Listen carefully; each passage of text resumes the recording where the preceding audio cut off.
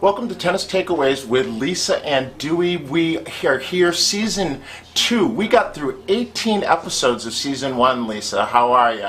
I'm Duey Evans, by the way. I'm great, Dewey. Nice to see you, as always. I'm Lisa Stone. I am the creator of Parenting Aces, a platform for tennis parents who are trying to navigate that crazy journey from juniors through recruiting and college tennis and even up into the pros. And I'm Duey Evans, a guy of a certain age who's been in this for a pretty long time as a coach, as a parent, as an administrator.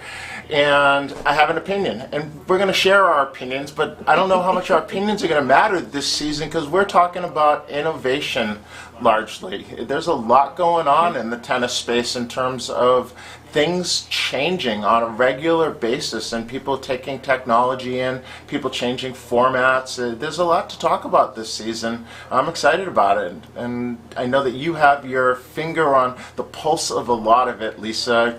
What can you share? A little bit. Well, let me just start by saying that tennis is not known for being innovative. Tennis is known for being steeped in tradition and, very kind of staid in its approach to dress and behavior and a scoring system that is unlike anything else that we know in the world of sports. But what we've seen during this time of craziness and COVID and pandemic is tennis is starting to become a little more innovative. We're seeing new formats being played. We're seeing new scoring systems being implemented. We're even seeing with the Western and Southern being played not in Cincinnati this week, but in New York at the site of the U.S. Open. And there are no lines people. They're using electronic line calling, and therefore there's no challenge system. So this is another innovation that we're seeing in real time in our sport. With the U.S. Open starting next week, I suspect there are going to be even more innovations happening. We're going to see some changes, but what I'm hearing with the U.S. Open, at least, is through the U.S. Open app, fans are going to be able to record their reactions to players and points and things happening, and I don't know if that's going to then be streamed to the televised edition of what's going on. I'm not really sure how they're going to use that information, but they're trying, because there are no fans in the stands at the U.S. Open this year, they're trying to engage all of us who love the sport and watch the sport. So that'll be interesting.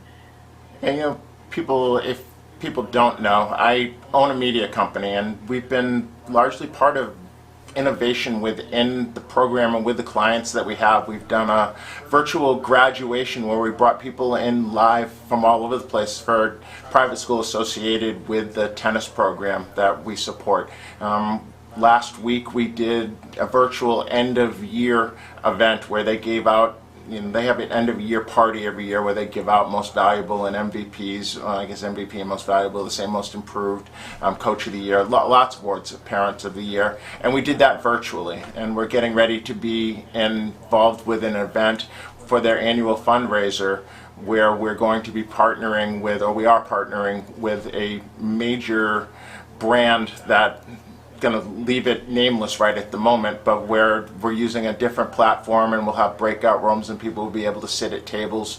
And I've been hearing that there's a lot of going on in terms of broadcast, and so conferences going on. I know that Scott Mitchell and Mike Barrow put on one for young kids tennis last week that was well received, and they're bringing people in from afar. My belief is simple. Technology is here to stay. Things are going to be different. Businesses are going to need to find ways to innovate, because the reality is once people start broadcasting things, there's not the need to have as many of anything, because one virtual thing can take care of many people in many various places. And so if you're not part of the innovation now, you will get left out, and you will be one of those businesses that gets cannibalized. It will just be gone. And we've seen it with technology all over the place. The disruption just happens, and tennis is going to get disrupted, is being disrupted. For sure. And we're seeing it, even in college recruiting, because recruiting is still in a dead period. So the college coaches are going to have to come up with creative ways, and are coming up with creative ways to meet recruits, to lure recruits, to woo them. Lure sounds a little sketch, but to woo them to their programs. And we're seeing that happen with Zoom calls, with bringing current team members onto Zoom calls. Now, the ITA and UTR have partnered to kind of fill the gap left by canceled fall competition on college campuses. So they've innovated and created this fall circuit that's going to be happening in locations all across the country. And so that's going to be a way for, again, recruiting to kind of figure out how to do things differently by having juniors come in and play these fall circuit events with current college players out there as well. And so there's going to be a lot of interaction between the juniors and the college players. I suspect the coaches, some of them, the college coaches, will be on site too and be able to see juniors, even though they can't talk with them. They can at least watch them play. And another way we're seeing innovation in the junior scene is we're seeing a lot of live streaming of tournaments, so that college coaches can sit at their desk in front of their laptops and watch these prospective student athletes play their matches. And so the innovation is happening. As you mentioned, I've heard of a couple other things that are coming that I'm not at liberty to discuss just yet, but one is in the recruiting arena and the other is in the junior competition arena. So I suspect there's going to be some news coming in the next couple weeks. Hopefully we'll be able to bring it to you here on our platform, but regardless, we are seeing coaches like you, Dewey, and academies like Austin Tennis Academy stepping up and figuring out, how do we use technology? How do we still provide services and add value to our customers' experience when certain things are still limited? There's no doubt that there is going to be a need for some people to do things other than how they've done. I look at coach education. I've been a coach for a long time, and I believe that there's a real opportunity now for coaches to get and to learn more and to take the opportunity to be able to now have an understanding and to teach more than just what they were taught, right? That's the reality. Most coaches simply teach what they were taught, and what they were taught is somewhat antiquated at this point in time.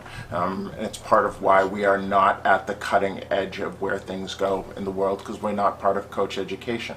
I think that there's certainly an opportunity for coaches to be involved, because most of the time with a coach, it's, if I'm a busy coach, I can't take the time away from all of the lessons and all of the things, one, from a financial standpoint, two, because my clients are counting on me, and so it's hard to leave them and they don't feel like, geez, my coach is going to get more information to bring back to me. They feel like my coach is deserting me for this period of time, and now what do I do? So there's opportunities in those arenas for coaches to get better. There's going to be, certainly, I see a lot more being posted on parent education than I've ever seen. A lot of people coming out of the works with content that they had previously but just weren't promoting because they didn't feel like it was valuable, and now they're taking that content and putting it out. And so I believe parent education is going to become a real thing, and I think that that's a huge bonus for the tennis community, that one of those legs on the stool that has been neglected, because it's a three-legged stool, the parent, the player, and the coach, and the parent has been neglected. So we're sitting on a three-legged stool with one leg that's very short, and it's, we got to sit and balance. That's a tough balance. So I think there's some huge opportunities for us to dig into some things and talk to some people and do some things this season that are going to be very different as we help people land in that good place. I think our tentacles are long, and we can bring that back and help the people that are our community, right?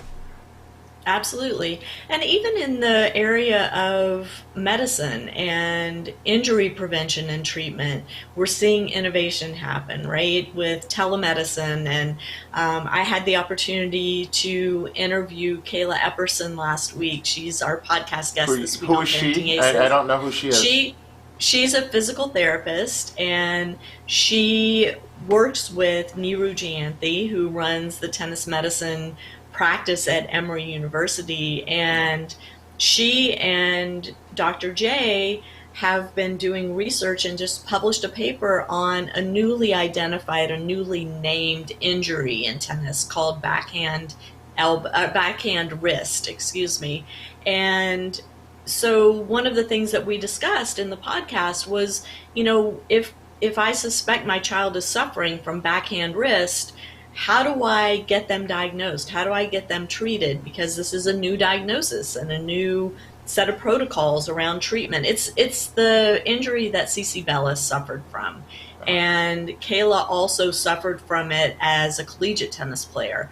And so Kayla was talking about, all of the virtual information and diagnosis and treatment and therapies that can be done now that 6 months ago we wouldn't have even thought about needing. And now it's, for sure something that we need out there.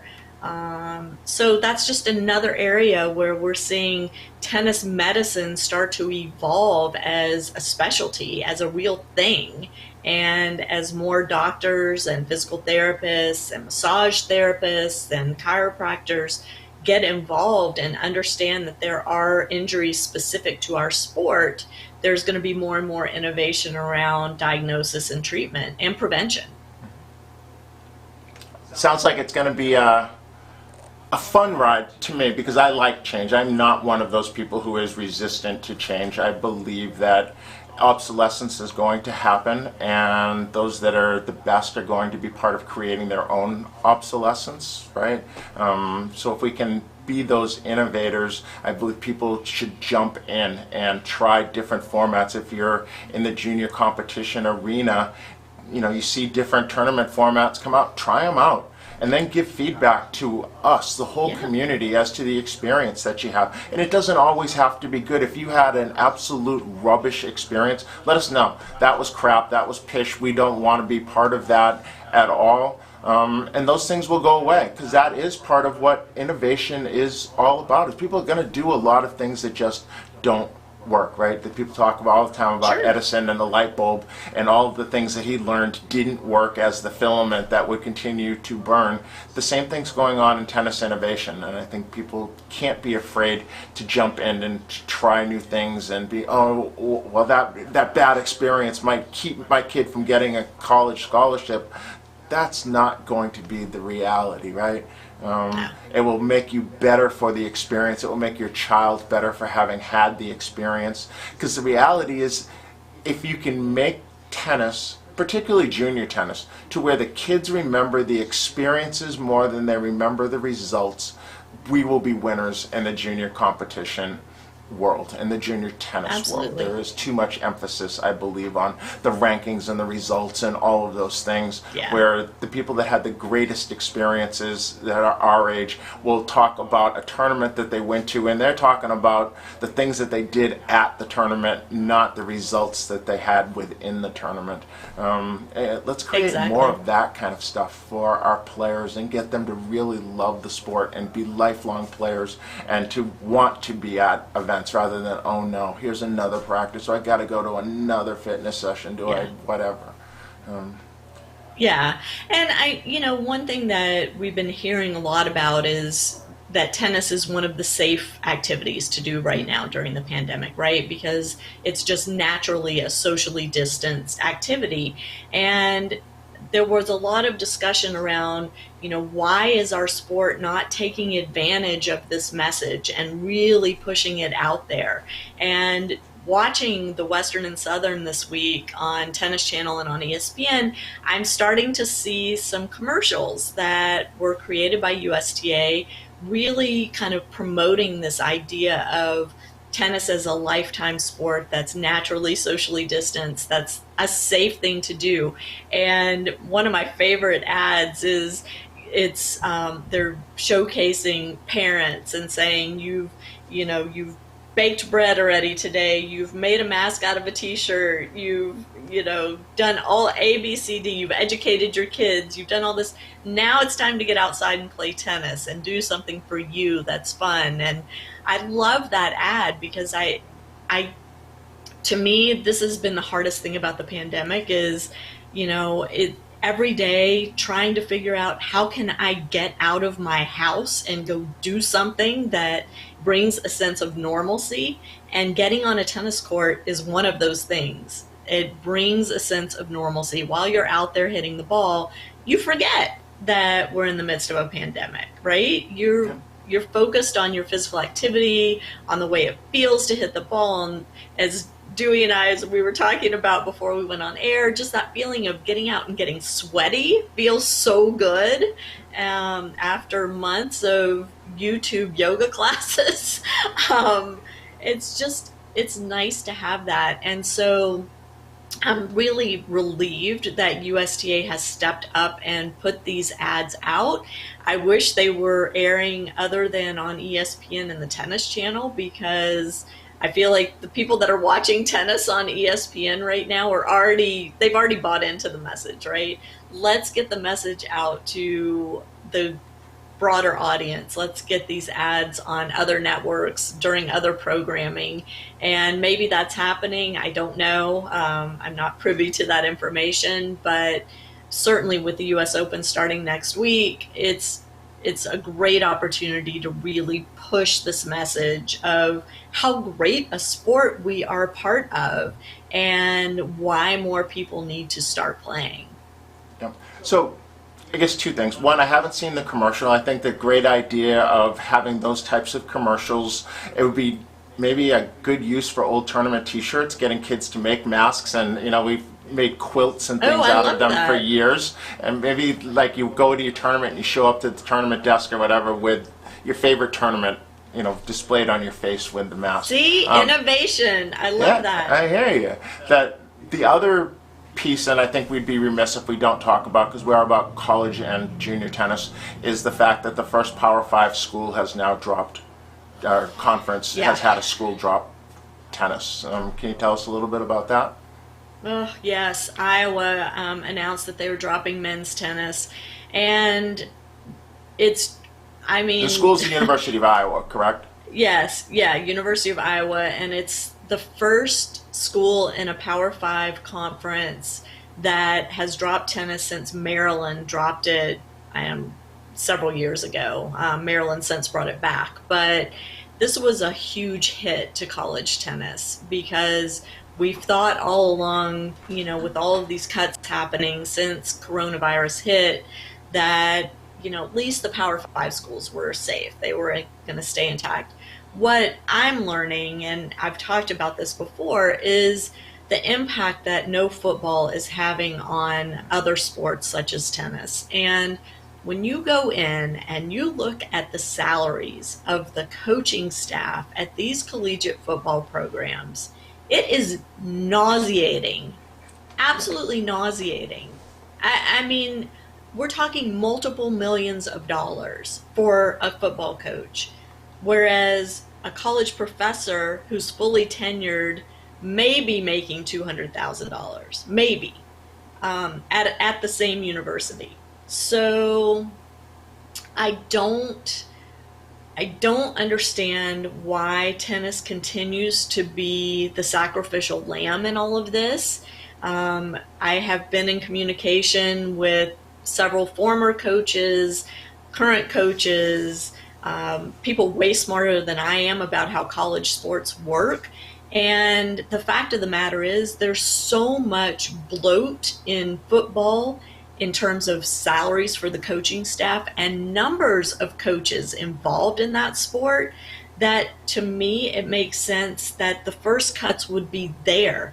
Cut those salaries, cut some of those positions out, consolidate, just like we've seen USTA do, consolidate roles, and let these other sports continue to function and thrive on these campuses. But With Iowa, it's just a big mess, and the students have been very proactive. Both current team members and alums of the University of Iowa program have put a petition out. They're really trying to get the university to reconsider. What we're seeing, what we've been seeing since March, is that hasn't worked. Um, Maybe this will be different. I don't know. But certainly, if you're a fan of college tennis, if you are involved in University of Iowa in any way and love tennis, please seek out that petition, sign it, share it, post it on social media, whatever you can do. Obviously, if you have the means to make a donation and help get these kids their program back, that would be much appreciated. What's really frustrating to me is after talking to Tim Russell at the ITA and after talking to Tim Cass at the USTA, understanding that neither of those organizations has the funds to step in and save these programs, especially ITA just does not have the budget to do that. It's really sad to me and really frustrating that we don't have a safety net for these programs. Maybe it's one of those places that innovation is going to have to happen in a major way, and I have no idea where that's going to shake out. And it's certainly a place that I'm not knowledgeable enough to give my 2 cents, other than for people that I've known, I've worked with, who have played junior tennis, college tennis, pro tennis, without a doubt, everyone except for one, there is one, has said that college tennis was the best part of their entire tennis journey. And so I think for it to, go the way of the dinosaurs would be a very, very bad thing for the sport overall. So I hope that it continues, and we will continue to bring to you whatever we find out about it, and some knowledgeable guests over this course that can talk to us about the innovation that we see coming. Looking forward to it, actually, Lisa. It's gonna be a good year. Yeah. Change is good, and I look to see where it's all going. Absolutely. And if any of our viewers want to be a guest, if you play a role in junior tennis or college tennis and want to come on and chat with us, you can reach me, Lisa, at parentingaces.com, or you can reach Duey Evans at gmail.com. We want to hear from you. If you have suggestions of guests, please reach out to us. We would love to invite them to come on and have a discussion with us that is for all of our benefits. So thanks so much for tuning in. Duey, as always, great chatting with you. As it was with you, and episode 1 of season 2 is a wrap. In the books. We'll see you soon. See y'all next week.